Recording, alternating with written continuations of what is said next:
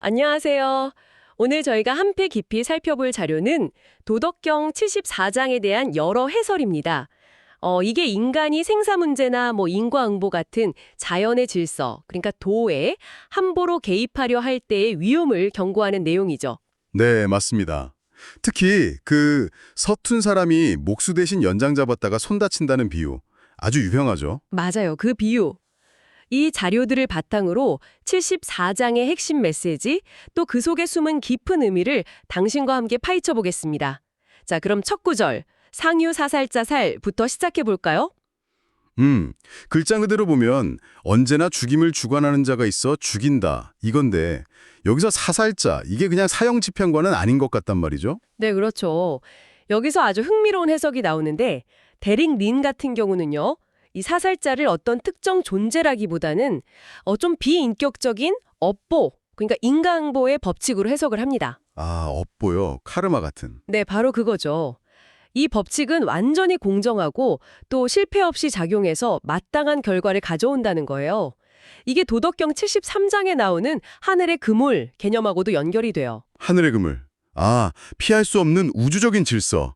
그런 맥락이군요. 맞습니다. 그러니까 현실에 존재하는 어떤 필연적인 인과응보 메커니즘을 다른 방식으로 표현한 거라고 볼 수 있습니다. 아, 그러니까 이게 어떤 신적인 역할을 넘보는 그런 차원의 문제가 아니라 거스를 수 없는 우주적인 균형이나 법칙 자체에 맞서려는 시도, 그걸 경고하는 거군요. 네, 바로 그 지점입니다.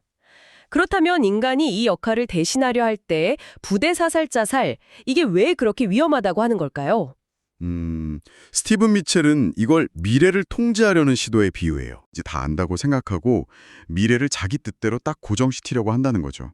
그 오만함, 그게 문제의 핵심이라는 겁니다. 아, 듣고 보니 그러네요. 그런데 사실 현실적으로 보면 저희가 어느 정도 미래를 예측하고 또 대비하고 통제하려고 애쓰잖아요. 그런 노력 자체를 부정적으로 보는 걸까요? 뭐 도가적인 관점에서 보면요. 그런 과도한 통제 욕구 자체가 좀 자연스러운 흐름을 거스르는 행위로 볼 수 있는 거죠. 아하, 그래서 바로 그 유명한 위대한 목수, 대장착, 시위 대대장착, 이게 여기서 딱 등장하는 겁니다. 그렇죠. 아, 그 목수 비유. 사살제를 대신하는 걸 위대한 목수 대신 나무 다듬는 것에 비유한 이 부분 정말 강렬하죠. 네, 여기서 위대한 목수는 바로 도, 우주의 근본 질서와 패턴, 뭐 자연의 흐름 그 자체를 완벽히 알고 따르는 존재를 상징합니다. 도 그 자체군요. 그렇죠. 근데 아무 기술도 없는 사람이 그 전문가인 목수의 섬세한 작업을 대신하려고 하면 어떤 일이 벌어지겠어요? 당연히 엉망이 되겠죠. 손을 다치거나. 바로 그겁니다. 인간이 감히 하늘의 영역, 우주적 질서에 개입하려 할 때의 그 어리석음과 위험성, 이걸 정말 명확하게 보여주는 비유라고 할 수 있죠. 네. 결국 그 결과는 희유 불상기수의. 목수일 대신하려다 제 손을 다치지 않는 경우가 드물다. 이걸로 이어지는군요. 스티븐 미첼 번역처럼 목수의 도구를 다루려 하면 스스로를 베게 될 것이라니.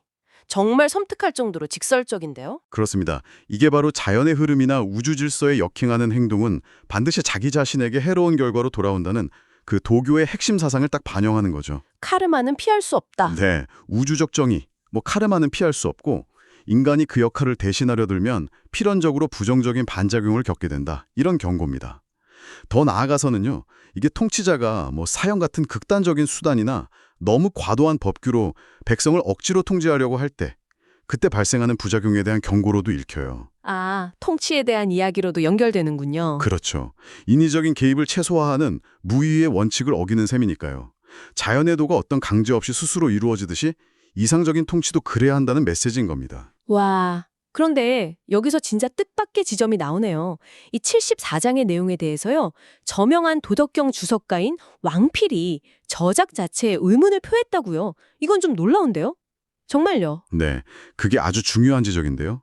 왕필이 직접 나는 이 장이 노자의 저작인지 의심스럽다. 이렇게 말했다는 기록이 전해집니다. 와, 대단하네요. 네, 이건 이제 후대의 학자들이 도덕경의 일부 내용이 원 저작자의 사상과 좀 차이가 있다거나 아니면 후대에 뭔가 추가되었을 가능성, 이걸 염두에 뒀다는 걸 보여주죠. 구인 같은 현대학자도 이 장에 좀 강한 인과응보적 메시지, 이게 노자의 다른 가르침, 예를 들어 부드러움이나 자비 같은 덕목과는 약간 뭐랄까 부조화스럽다 이렇게 보기도 합니다. 부조화. 아, 정말 흥미로운 관점이네요. 정리하자면 도덕경 74장은 자연 질서에 대한 인간의 어떤 오만한 개입, 이걸 아주 강력하게 경고하면서 스스로를 낮추고 도를 따를 때 비로소 조화를 이룰 수 있다. 이런 깊은 철학을 담고 있는 거군요. 맞습니다. 마지막으로 당신에게 한번 생각해 볼 질문을 던져보고 싶습니다. 왕필의 의문이나 또 일부 학자들이 지적하는 그런 부조화를 염두에 둘 때 당신은 이 74장의 다소 엄격하고 단호해 보이는 인과함보의 메시지를요. 노자의 다른 가르침, 특히 유약함이라던가 자비 같은 가치와 어떻게 연결하거나 조화시킬 수 있을까요? 어려운 질문인데요. 네. 어쩌면 이 장은 다른 장들과는 좀 다르게 당시의 사용제도 같은 특정 사회 문제에 대한 더 직접적인 논평이었을 가능성은 없을까요? 이 질문에 대해 스스로 한번 답을 찾아가 보시는 것도 아주 의미 있는 탐구가 될 거라고 생각합니다.